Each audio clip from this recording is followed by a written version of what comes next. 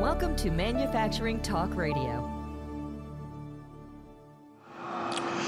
Hello again, Lou Weiss, Manufacturing Talk Radio at the Motion and Power Technology Expo, and I'm sitting here with Jenny Blackford,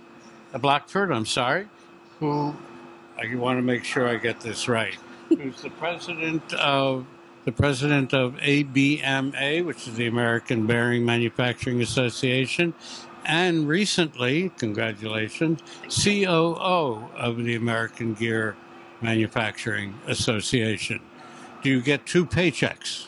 Unfortunately, no. Oh, how come? They keep me honest. Oh, jeez.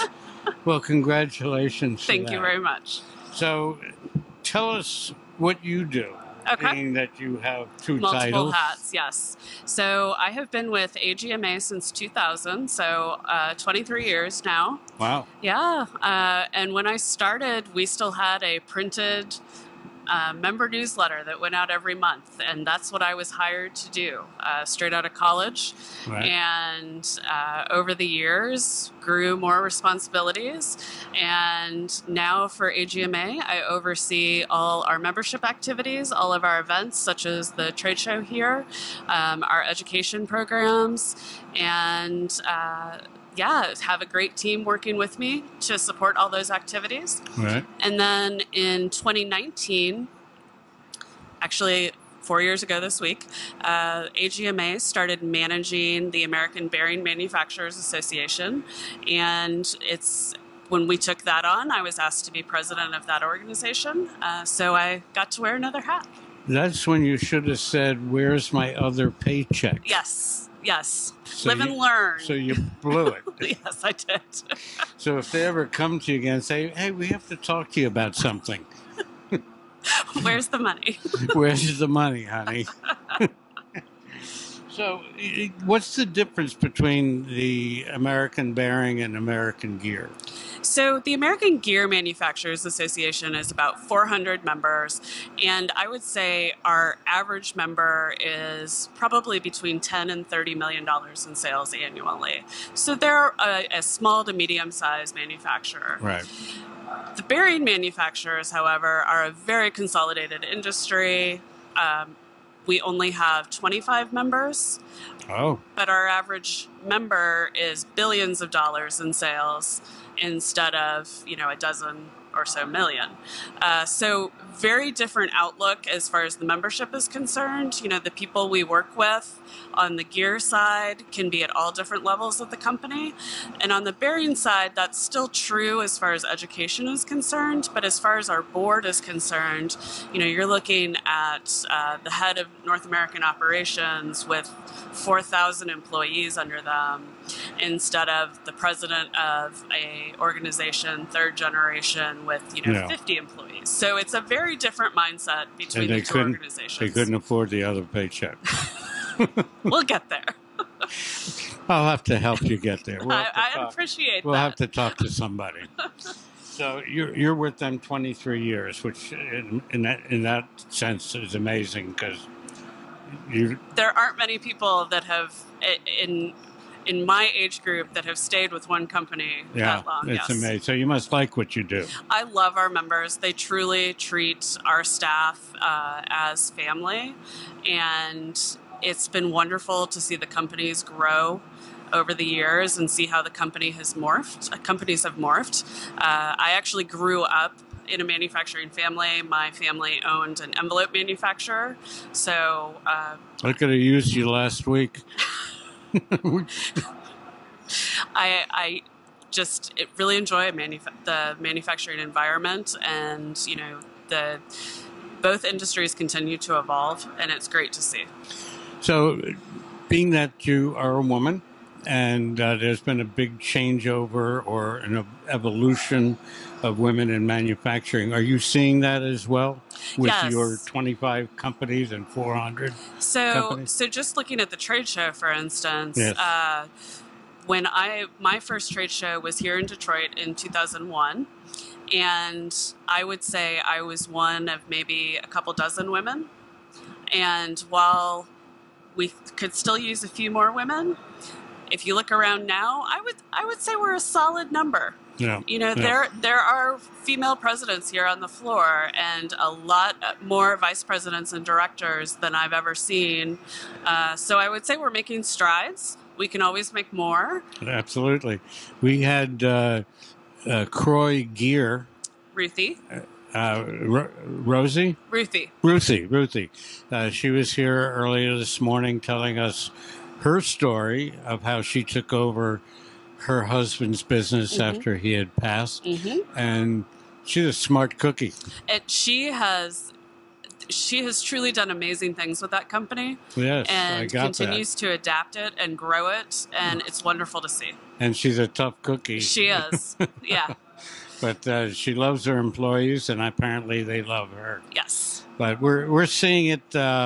We're doing Manufacturing Talk Radio now about 10 years, and in that 10 years, we've seen the evolution of women coming into manufacturing, and it's really great to see. Yes. From many aspects of creativity, all the things that you guys do better than men. Appreciate it. And there's a lot, actually. So, AGMA and ABMA, it's ABMA. Are they working in unison, or is there actually two separate organizations? So in 2006, we started a collaboration between the two groups to co-locate our annual meeting, which is an executive level networking event. And so from 2006 on, once a year, we always met executive team to executive team with them. Right. And that collaboration had grown over the years.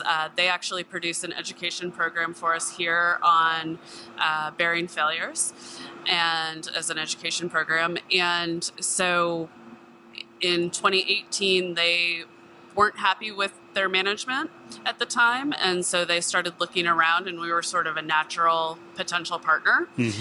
So now we are continuing to build joint education programs. We're actually debuting 2 EV programs next year that'll focus on gear and bearing systems, and that was jointly funded by the AGMA Foundation and ABMA. So I expect more collaboration in the future.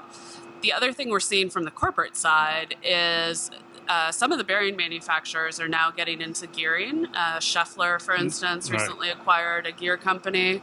And so I expect, just from the corporate standpoint, there's going to be more crossover looking at the power transmission system instead of the component. There's more of a blending coming to be? Yes, I would imagine so. So it's going to be AGMA, ABMA.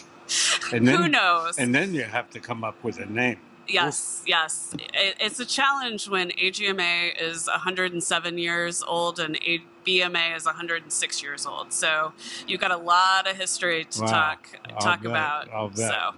So what do you see coming in 2024? From the corporate standpoint or from the association standpoint, or both? Both? We got time. Okay. So from the association standpoint for both organizations, I would say education is the number one focus.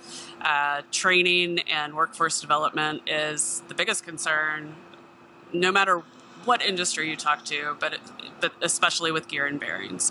And so we have seen a tremendous pickup in the requests for education programs, not only our standard ones, but also customized training for some of the larger corporations. And so that's where we're really going to double down, is look at what new classes need to be developed, how we can support the industries, et cetera. And when we can do a collaborative class that looks at the system, we will do that. From the industry perspective, I think there's lots of new opportunities with EV and looking at all the other buzzwords that are out there as far as AI and how do we keep moving forward. But I think the immediate concern is really the recession that everybody has talked about all year long that has yet to materialize. Right. And at some point a business cycle is going to happen, right?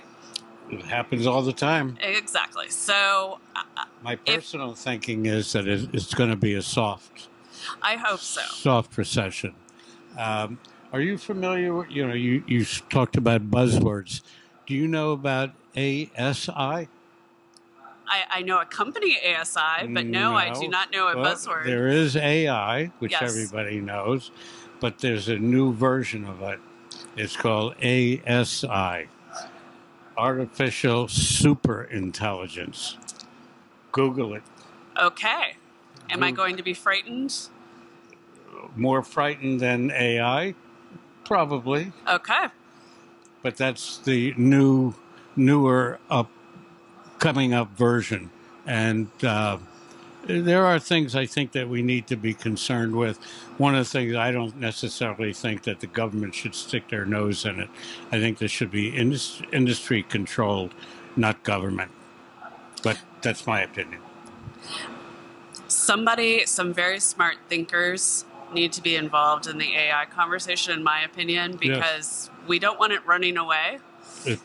More than it is. and we want to make sure that we can control bad actors as much as possible. Yes. But I agree, too much government oversight is never a good thing. Especially now. But I don't want to get into politics. We don't talk about politics. We stick sex, to the manufacturing. Drugs, anything. Strictly manufacturing. Even though you slipped before. I did. Okay.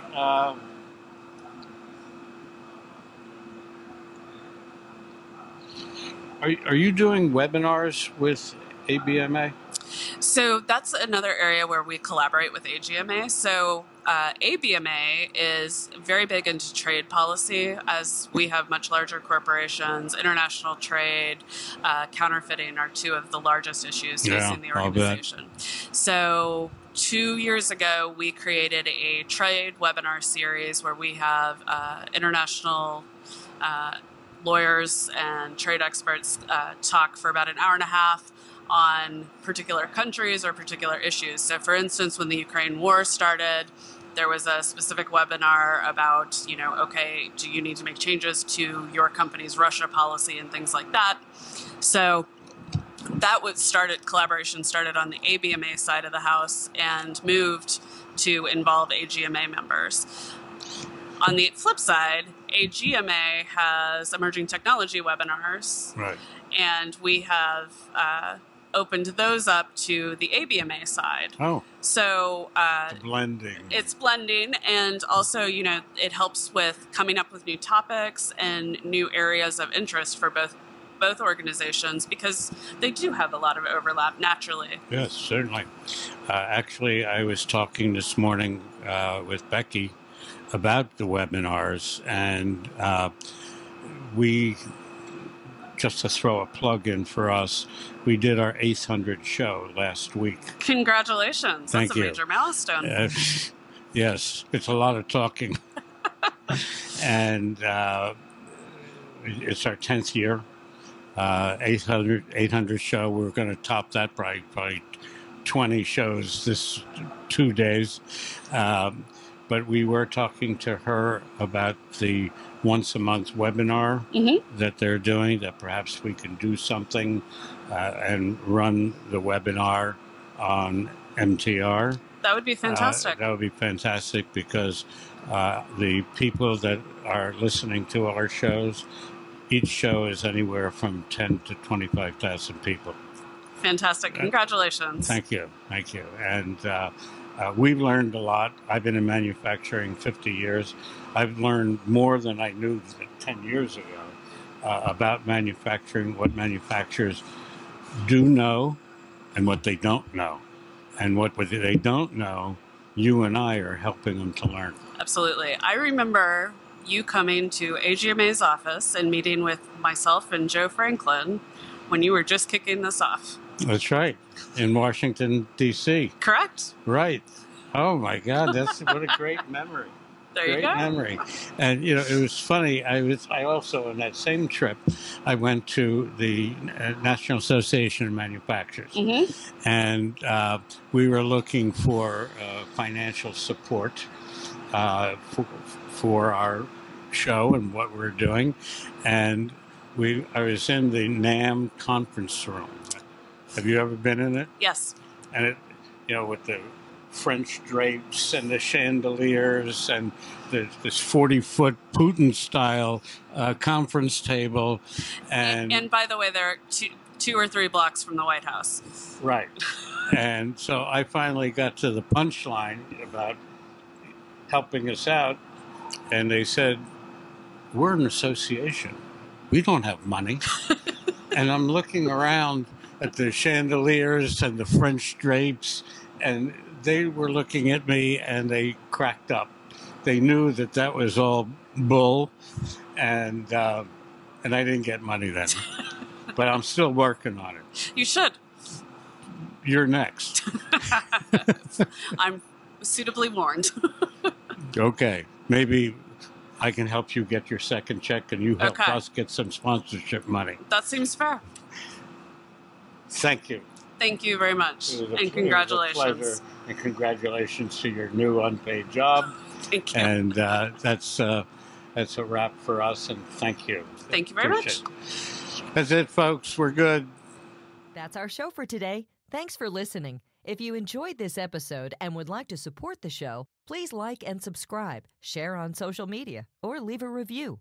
You can find us on YouTube, Spotify, Apple Podcasts, Google Play, Rumble, or your favorite podcast app. Visit us online at mfgtalkradio.com for our other episodes. We have also included links to our advertisers below. Thanks again, and we'll see you next week.